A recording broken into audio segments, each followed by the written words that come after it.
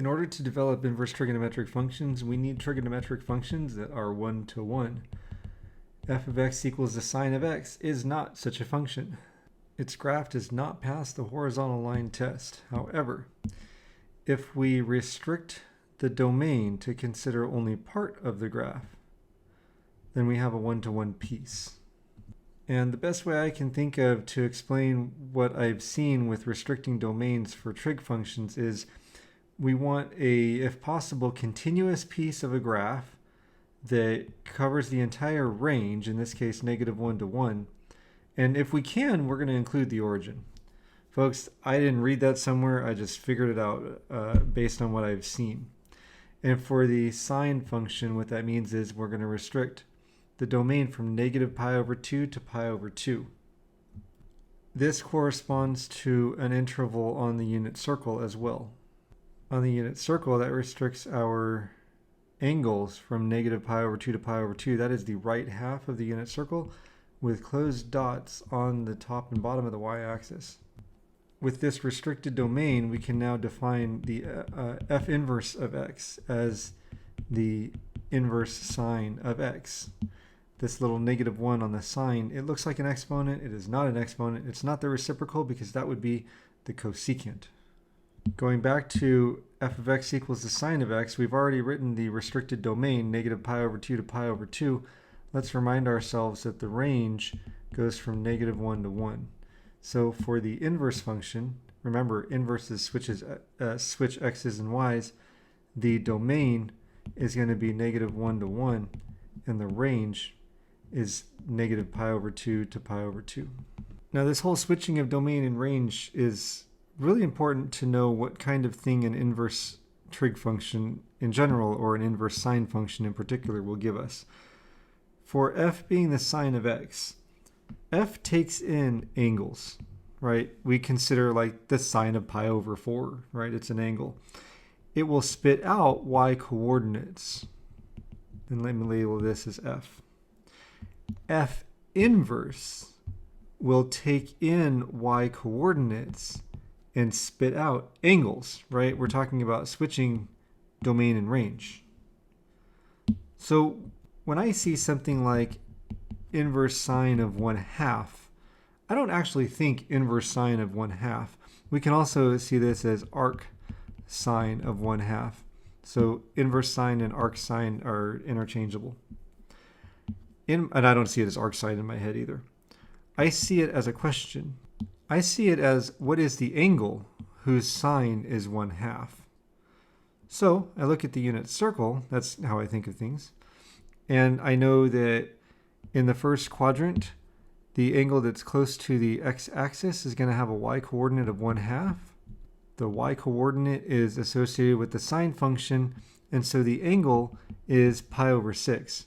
So the inverse sine of 1/2, or the arc sine of 1/2, is π/6. Again, I really want you to think of it as what is the angle whose. Now, if we were to look in the second quadrant, we would see an angle that's 5π/6 that also has a sine of 1/2. That's not the one we want.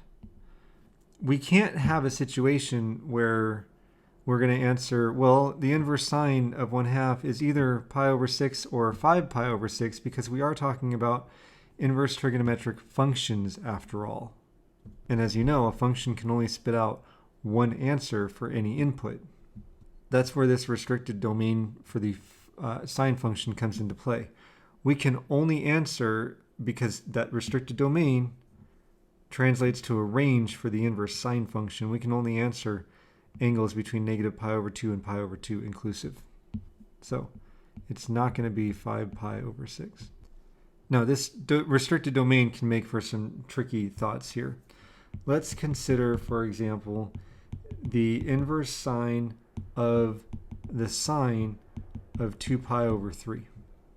We might think, well, they're inverses, they're going to kill each other. The answer is 2π/3. But if we go to the unit circle, we see 2π/3 is in the second quadrant. I'm only allowed to answer in the first or fourth quadrants. So it's not going to be 2π/3. Let's see how this works. we can kind of do this like order of operations, work from the inside out. The sine of 2 pi over 3 is, you can verify, the square root of 3 over 2. Now what I'm looking for is the angle whose sine is the square root of 3 over 2, but that's between negative pi over 2 and pi over 2. So what I want is an angle that has the same y coordinate as the point associated with 2 pi over 3, but I need it to be in the first or fourth quadrant. Therefore, our answer is going to be pi over 3. What about something like, more basic now, the inverse sine of negative 1/2, or the angle whose sine is negative 1/2. Now going to our unit circle here, the angle whose sine is negative 1/2, that's going to be in the fourth quadrant. And while it is true that that angle is 11 pi over 6, and 11 pi over 6 is in the fourth quadrant, it's in the pink part, if we go back to the xy graph, 11 pi over 6 is way over here, bigger than pi. And so 11 pi over 6 is not in the pink restricted domain of the sine function that started this whole mess.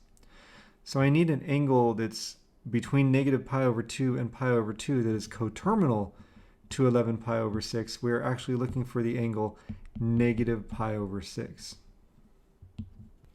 I actually think that both the unit circle view with the right side shaded and the y equals the sine of x graph in the xy plane with the pink part shaded, they work together to help us understand what kinds of answers we can expect from the inverse sine function.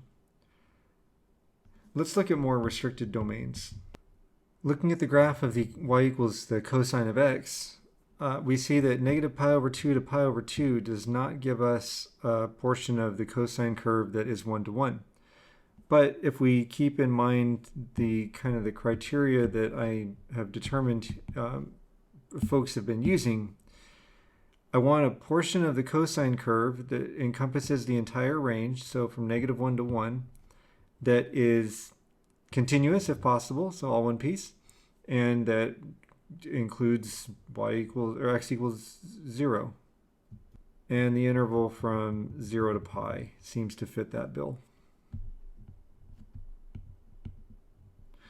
That will correspond on the unit circle to the top half, with of course closed dots at the endpoints. So we're looking at 0 to pi. Rather than repeat everything I did with the sine function, we're just going to move on to y equals the tangent of x, because I think if you understand the sine function, then all you really need to know is what are the restrictions for other curves here. When we look at the tangent function, we may recall that there are vertical asymptotes at negative pi over 2 and pi over 2. And we have a branch that will come down from the first quadrant through the origin, down through the third quadrant. And it continues on. There are more cycles, but if you bring in more than one cycle, it's no longer 1-to-1. And what we see is actually a nice continuous piece that is 1-to-1 for the cosine function. And so we're going from negative pi over 2 to pi over 2, but not including the endpoints because of the asymptotes. This corresponds, again, on the unit circle to, like the sine function, the right half.